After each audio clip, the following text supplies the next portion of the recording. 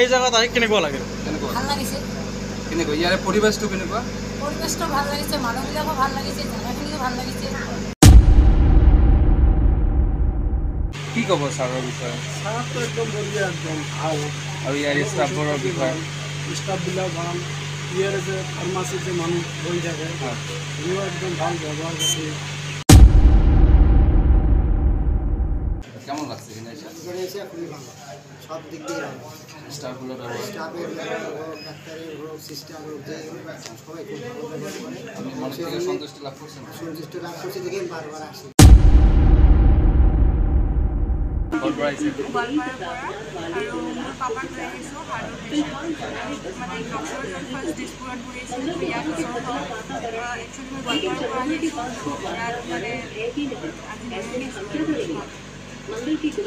আগতে দেখুৱাইছিল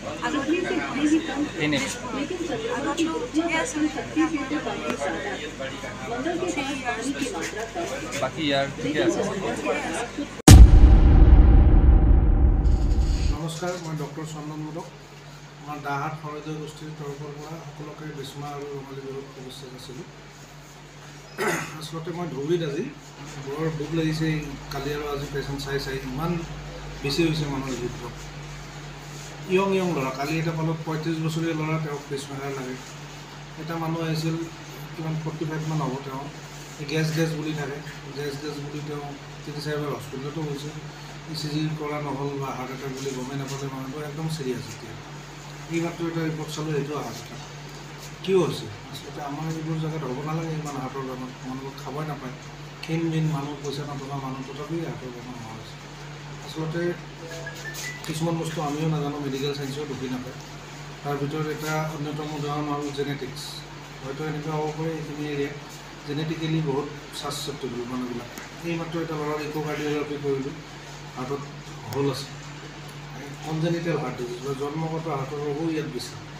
বহুত ফেমিলিত আৰু এটা প্ৰব্লেম হয়, ফেমিলিত ইহঁতে মানে কিছুমান কমিউনিটিত ফেমিলিতে মেৰেজ চলে, মানে নিজৰ খুৰাৰ ছোৱালী, নিজৰ মামাৰ ছোৱালীৰ লগত বিয়া বৈবাহিক সম্পৰ্ক কৰে। সেইটো এটা কাৰণ তেতিয়া জেনেটিকেলি মিছমেচ হয়, ফলত তেওঁৰ হাৰ্টৰ যিটো বেমাৰ হ'ব নালাগে সেইবোৰ বেমাৰো হয়। জন্মগত হাৰ্টৰ ৰোগ, চুগাৰ, প্ৰেছাৰটো বহুত বাঢ়িছে গাঁও এৰিয়াবোৰত, গ্ৰামাঞ্চলবোৰত। লগতে হাৰ্ট এটাক, হাৰ্টৰ ব্লকেজ, আমি সাধাৰণ এখন ECG কৰিলে হাৰ্টৰ ব্লকেজ গম পাওঁ। গতিকে মই এটা চবকে ক'ব খোজোঁ যে যদি আপোনালোকৰ গেছ যেন লাগে, ধৰক গেছ কেনেকুৱা গেছ, বুকুৰ সমাজত হেঁচা মাৰি ধৰিছে, খুব গেছ হৈছে, উগাৰ মাৰিছে, পানী খাইছে, অলপ আৰাম পাইছে, এইটো সঁচাকৈ গেছ হ'ব পাৰে। কিন্তু আপুনি ধৰক অলপ খোজকাঢ়ি গ'ল, গেছ আহি গ'ল, অলপ ৰৈ দিলে গেছটো কমি গ'ল, 5 মিনিট 10 মিনিটমান গেছটো থাকে, ডিঙিলৈকে যায়, হাত দুখনলৈকে যায়, কেতিয়াবা ওপৰ পেটতো যায়, উগাৰো আহিব পাৰে, হেঁচি আহিব পাৰে। যিটো বস্তু আপোনাৰ খোজকাঢ়িলে বাঢ়ি যায়, ৰৈ দিলে কমি যায়, 5-10 মিনিটমান থাকে আৰু কমি যায়, আৰু হয় আৰু কমি যায়, তেতিয়া আপুনি পেটৰ গেছ বুলি নাভাবিব, ভাবি ল'ব এইটো হাৰ্টৰ গেছো হ'ব পাৰে। কাৰণ বেছিভাগ মানুহে পেটৰ গেছ বুলি গেছৰ দৰৱ খাই আজি এই অৱস্থা। আৰু হাৰ্ট এটাকৰ সময়টো বহুত ইম্পৰ্টেণ্ট। হাৰ্ট এটাক যদি হয় মানুহ এটাক আধা ঘণ্টামান যদি বুকুৰ বিষ থাকে, এইটো কয় হাৰ্ট এটাক। আধা ঘণ্টা বুকুৰ বিষ থকাৰ লগে লগে আপুনি নাভাবিব যে এইটো গেছে আছিল, গেছৰ দৰৱ খালোঁ, ভাল পোৱা নাই, কাৰণ অলপ পিছত ভাল পাবই। 1 ঘণ্টা 2 ঘণ্টাৰ পিছত বুকুৰ বিষটো ভালে পাই যায় মানুহ, তেতিয়া কিন্তু আৰু ট্ৰিটমেণ্ট কৰি লাভ নাই। সময়টো বহুত ইম্পৰ্টেণ্ট। 6 ঘণ্টা মাত্ৰ সময় থাকে আমাৰ হাতত, আৰু 6 ঘণ্টা বৰ কম সময়। 6 ঘণ্টাৰ ভিতৰত আমাৰ ইয়াতে দাহাটত ইয়াত আছে, আমি পাঠশালাতো ৰাখিছোঁ ইনজেকশ্যন, নগাঁৱতো আছে, বিভিন্ন গাঁৱত আমি কিছুমান ইনজেকশ্যন ৰাখিছোঁ। 6 ঘণ্টাৰ ভিতৰতে যদি এখন ECG কৰি আমি গম পাওঁ যে হাৰ্ট এটাক, ইনজেকশ্যনটো মাৰি দিয়াৰ লগে লগে মানুহজন বাচি গ'ল। হাৰ্ট এটাক কিয় হয়? ৰক্তনলীটোৰ ভিতৰত ক্লট জমা হয়, তেজৰ চেকুৰাত ক্লট জমা হৈ তেজ চলাচল বন্ধ হৈ যায়।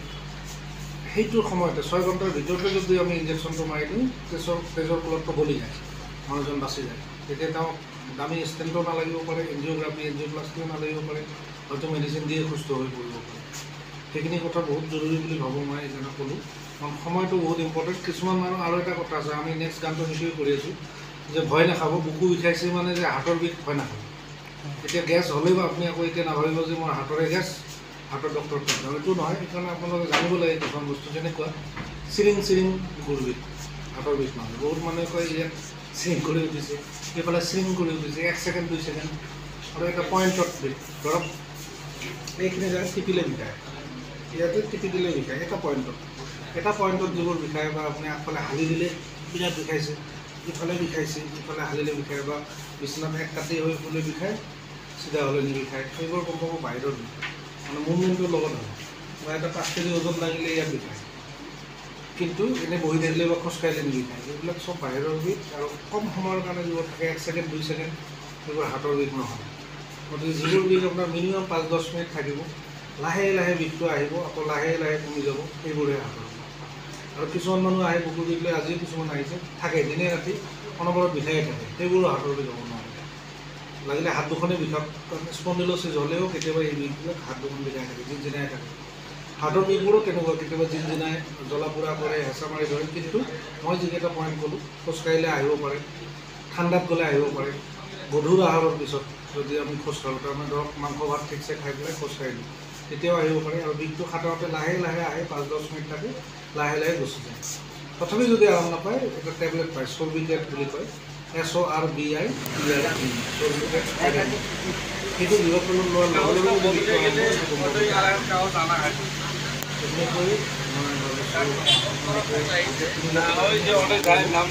আপোনালোকৰ মানে গেছ হোৱা বুলি ভাবিলেও আপুনি সম্ভৱ সঁচাই গেছ। ধন্যবাদ।